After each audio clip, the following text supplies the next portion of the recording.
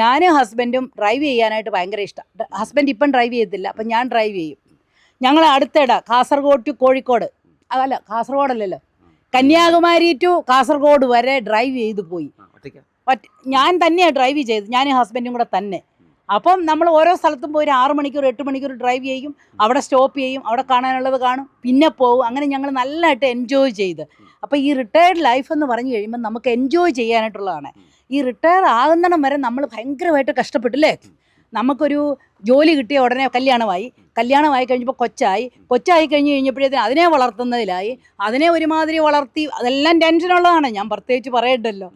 അത് എന്നിട്ട് അവരെ എല്ലാം ആയി പറക്കമുറ്റി എല്ലാം കഴിഞ്ഞ് കഴിയുമ്പം പിന്നെ ഇവിടെ ആരും ഇല്ലാതെ ഇരിക്കുന്നവർ വെറുതെ ഇരിക്കരുത് അല്ലേ. അപ്പോൾ അങ്ങനത്തെ ഒരു സിറ്റുവേഷൻ ഇരിക്കുമ്പോൾ നമ്മുടെ ലിഷർ ടൈമുകളൊക്കെ നമ്മൾ എങ്ങനെ യൂട്ടിലൈസ് ചെയ്യണം, അതാണ് എൻ്റെ ഒരു മോട്ടിവേഷൻ. അപ്പം ഞങ്ങൾക്ക് ഇപ്പോൾ ഇഷ്ടം പോലെ സമയമുണ്ട്.